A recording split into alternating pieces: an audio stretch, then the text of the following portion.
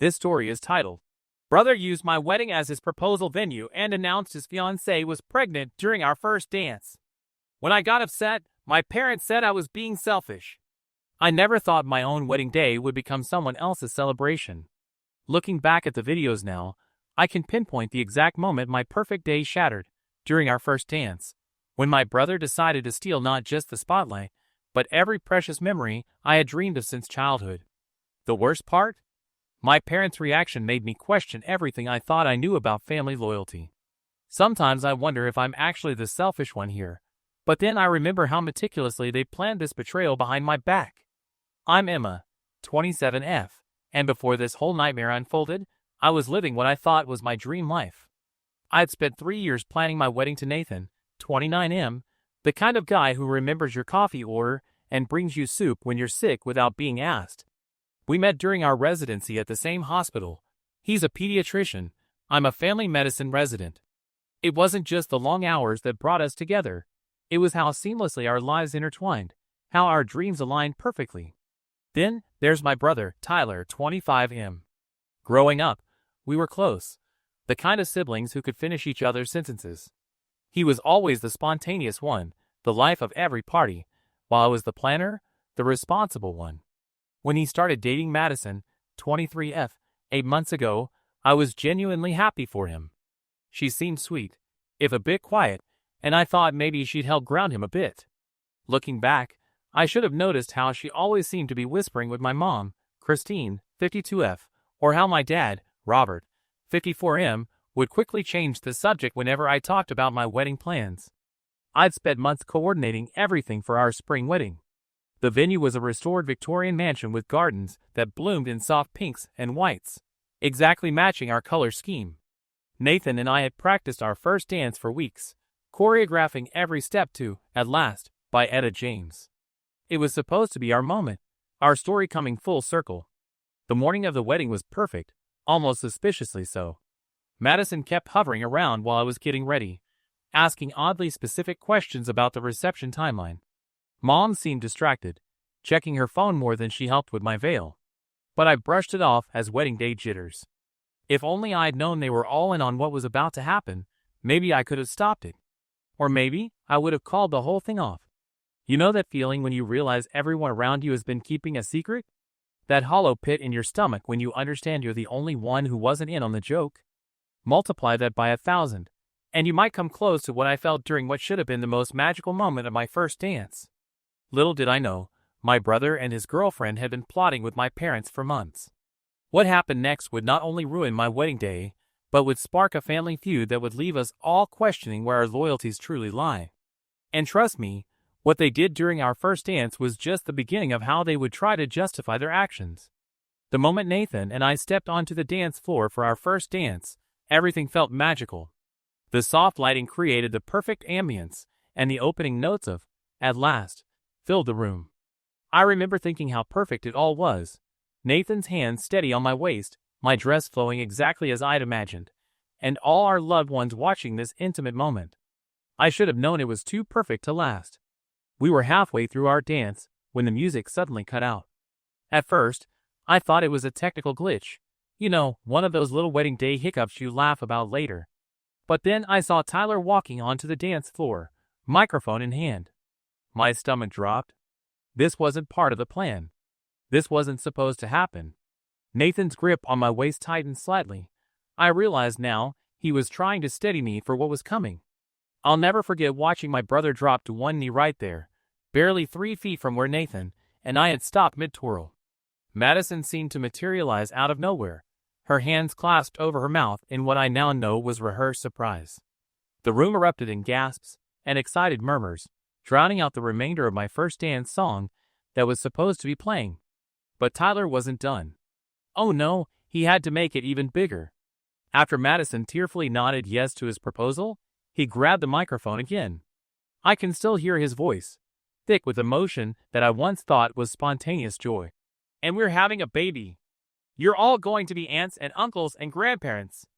The crowd went wild. Actually wild. People were jumping up and screaming, rushing the dance floor. My mom was openly sobbing, tears of joy, of course. Dad was beaming proudly, already pulling out cigars he'd apparently stashed away for this exact moment. Meanwhile, I stood there, still in my wedding dress, feeling like I'd somehow been transported into someone else's celebration. The worst part? I caught glimpses of my parents throughout this entire scene. They weren't surprised. Not even a little bit. Mom was filming the whole thing on her phone, perfectly positioned for the best angle. Dad had his phone out too, live streaming to relatives who couldn't make it to my wedding. They knew. They had helped plan this. I looked around the room, desperately seeking anyone who seemed as shocked as I was. But all I saw were delighted faces, phones held high to capture the moment, and my wedding photographer, who I'd paid a small fortune to document my day, snapping away at Tyler and Madison's special moment. Even some of my bridesmaids had abandoned their posts to congratulate the happy couple. Nathan tried to guide me off the dance floor, but I couldn't move. I was rooted to the spot, watching as my carefully planned wedding reception transformed into my brother's impromptu engagement party and baby announcement celebration. The DJ, who had clearly been in on it too, started playing "Going to Have a Baby" instead of resuming our first dance song. In that moment, standing there in my white dress that had taken months to find, watching my brother and his now fiancé accept congratulations from MY wedding guests, using MY wedding photographer, eating MY wedding cake, they even had the audacity to do a ceremonial cake cutting. Something inside me snapped. But what I did next would send shockwaves through my family that no one saw coming. And trust me, my reaction was about to make their little stunt look tame in comparison. Looking back, I'm actually proud of how I handled those first few minutes. I didn't scream. I didn't cry. Instead, I did something that apparently shocked my family more than their hijacking of my wedding. I smiled, walked calmly to the DJ booth, and took the microphone. The room fell silent as I clinked my champagne glass, all eyes turning to me. My mother's face shifted from joy to concern. She knew me well enough to recognize my "everything is fine" smile wasn't reaching my eyes. I congratulated Tyler and Madison, my voice steady despite the rage building inside me. Then, still smiling, I thanked everyone for coming to what had apparently become a double celebration, and announced that Nathan and I would be leaving early to start our honeymoon. The shocked gasps from my parents were audible. You see, we weren't supposed to leave for another 4 hours. We had a whole reception planned, complete with parent dances, bouquet toss, and a sparkler send-off at midnight. But I wasn't done. I turned to my wedding planner and, loud enough for everyone to hear, told her to pack up our wedding cake, which Tyler and Madison hadn't cut yet, thank God, and have it delivered to the children's hospital where Nathan and I work. Then I asked her to distribute all the wedding flowers to the patients' rooms as well.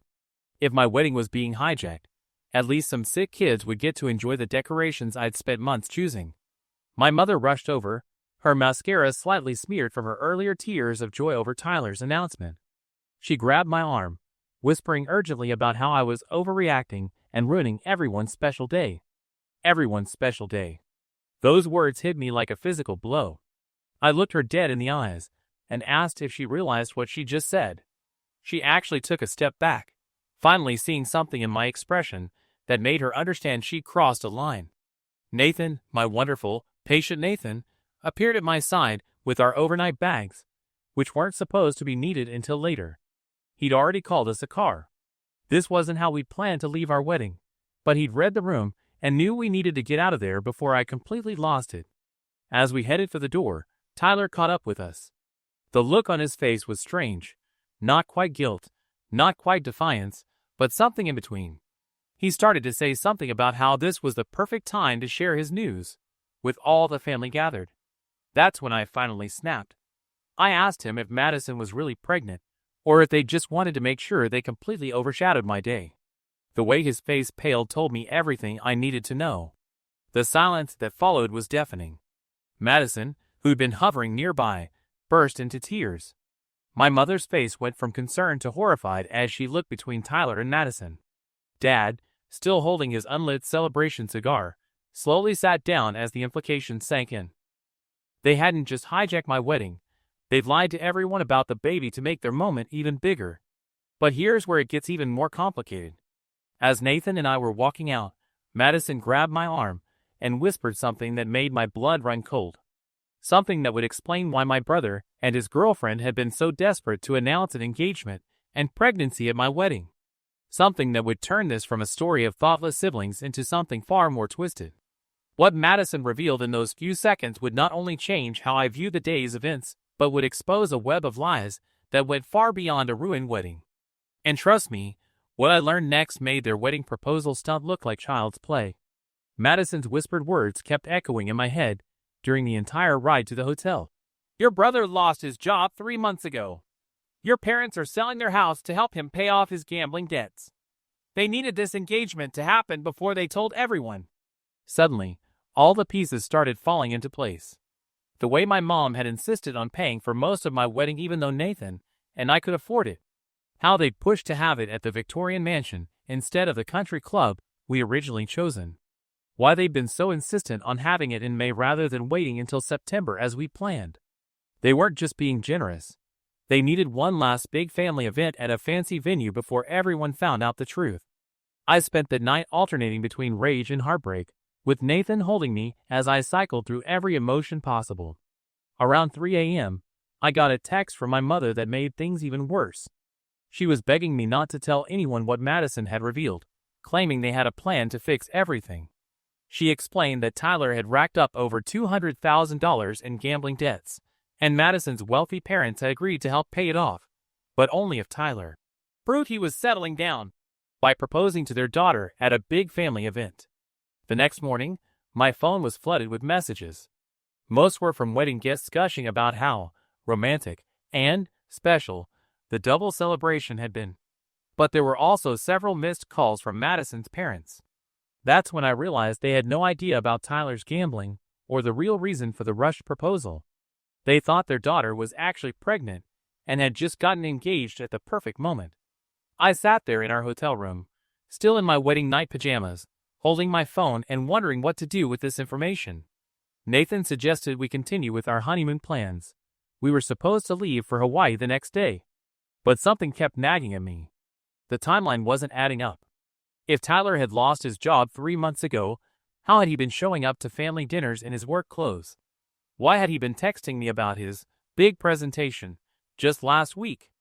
I decided to do something I'd never done before. I logged into our family shared cell phone plan account.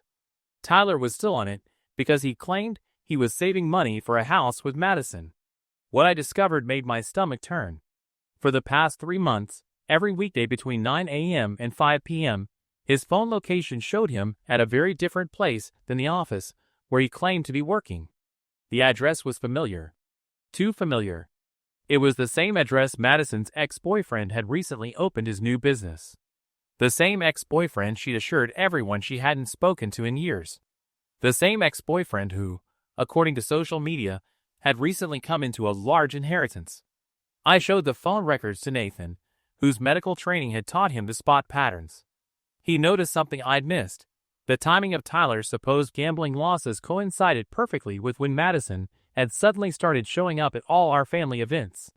Events she'd previously always been too busy to attend. Just as I was trying to process this new information, another text came through from my mother. But this one wasn't pleading or apologetic.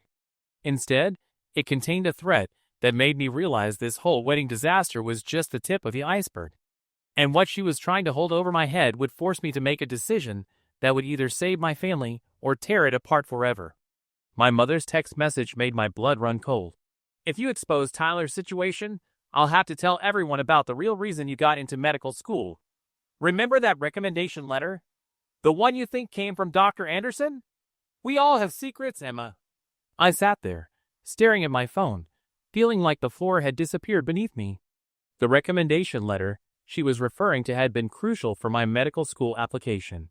Dr. Anderson, a renowned physician, had written it after I'd spent a summer interning at his clinic. Or at least, that's what I'd always believed. Was my mother implying what I thought she was? Nathan found me 30 minutes later, still sitting in the same spot, trying to process everything. When I showed him the text, his face went through a series of emotions before settling on determination. He reminded me that I graduated in the top 5% of our medical school class, that I'd earned my residency spot through hard work, and that one letter from 8 years ago didn't define my career or who I was as a doctor. But something wasn't adding up. Why would my mother, who'd always been so proud of my medical career, suddenly threatened to undermine it. I decided to dig deeper. I called Dr. Anderson's office, claiming I needed a copy of my old recommendation letter for a fellowship application. His secretary was confused. She had no record of him ever writing me a letter. In fact, she said he'd been on sabbatical during the summer I supposedly interned there. That's when I remembered something else. That summer, Tyler had been dating a girl whose father worked in hospital administration. A girl who'd mysteriously disappeared from our lives right after I got accepted to medical school. My hand shaking, I pulled up my acceptance letter and other documentation from that time. There it was. The letter was signed by Dr. Anderson, but the writing style was oddly similar to some of Tyler's old college papers. The truth hit me like a thunderbolt. Tyler hadn't just helped me, he'd forged the letter. And my parents had known all along. They'd let me build my entire career on a lie, keeping it as ammunition for a moment just like this. But why? The answer came in another text from my mother, this one even more desperate than the last. Madison's parents are our last hope. If they back out, we'll lose everything. The house, our retirement, your father's business. Please, Emma. Family protects family. I looked at Nathan, this wonderful man who had married me less than 48 hours ago, and made a decision that would change everything. I picked up my phone and made 2 calls. The first was to Madison's parents. The second was to Dr. Anderson himself. What happened next would not only expose years of family secrets, but would force everyone to face the truth about who we really were. Because what my mother didn't know was that I discovered something else while digging through those old documents. Something that would prove that Tyler's gambling debts weren't really gambling debts at all, and that Madison's ex-boyfriend was involved in something far more complicated than a simple love triangle. The evidence was right there in front of me, and it was about to blow this whole situation wide open. The truth, as it turned out, was both simpler and more complicated than anyone could have imagined. My call to Dr. Anderson revealed something unexpected. He remembered me, not from an internship, but from a medical conference where I'd asked some apparently impressive questions during his presentation. He'd been following my career from afar, proud that someone he'd inspired had become such a dedicated physician. When I confessed about the forged letter, his response shocked me. He would have written me a recommendation if I'd just asked. But it was my call to Madison's parents that really changed everything. Before I could even explain why I was calling, her mother burst into tears, apologizing for what they'd done. It turned out they'd known about Tyler's unemployment for weeks. Madison had convinced them that Tyler had lost his job because he'd taken the fall for someone else's mistake at work, playing on their sympathies. They'd agreed to help under the condition that he proposed properly and settle down. What no one knew was that Madison's ex-boyfriend had been working with Tyler for months. Not on gambling, on a startup company. The money Tyler had lost had actually been invested in the business, but when it failed, he was too ashamed to admit he gambled away his savings on a bad business venture instead of the steady corporate job he quit. Madison had orchestrated the elaborate proposal at my wedding not just for attention, but to convince her parents that Tyler was making a fresh start, hoping they'd offer to help with the gambling debts. Before discovering the truth about the failed startup, my parents, desperate to protect their youngest child and maintain the family's reputation, had gone along with the gambling story. They thought it would be easier to explain than their son quitting a stable job to pursue a risky business venture. The fake pregnancy announcement had been Madison's last-minute addition, thinking it would make her parents even more likely to help financially. I sat down with Nathan and made a decision that would probably shock my family more than anything else. We decided to help. Not by keeping secrets, but by bringing everything into the light. Nathan and I offered to postpone our honeymoon and use some of that money to help Tyler get professional financial counseling. I reached out to Dr. Anderson, who not only forgave the forged letter, but offered to mentor me properly. Most surprisingly, Madison's parents, once they knew the full truth, still wanted to help, but with a business plan review and career counseling for Tyler instead of just writing a check. The fallout wasn't pretty. My mother didn't speak to me for 2 months after I exposed everything. Tyler and Madison broke up once the pressure of maintaining their lives became too much. My father had to downsize his business, but at least they didn't lose the house. As for me and Nathan, we finally had our proper first dance, At our vow renewal 6 months later. A smaller celebration, but one where every moment was genuine. Looking back now, a year later, I realized that sometimes the worst moments in our lives lead to unexpected clarity. Tyler is slowly rebuilding his life, working with a business mentor and being more honest about his dreams and failures. My parents are in family therapy, learning to deal with problems directly instead of burying them under layers of deception. And me? I learned that my career was built on my own merit, not on a forged letter, and that true family loyalty means being honest even when it hurts. Nathan and I did eventually take that honeymoon to Hawaii. On our last night there, sitting on the beach, I got a text from Tyler. It was a simple apology, followed by a question that made me smile. Want to help me practice my new business pitch next week? No secrets this time, I promise. Sometimes fixing your family means breaking it first. And sometimes the happiest endings come after you've faced the hardest truths.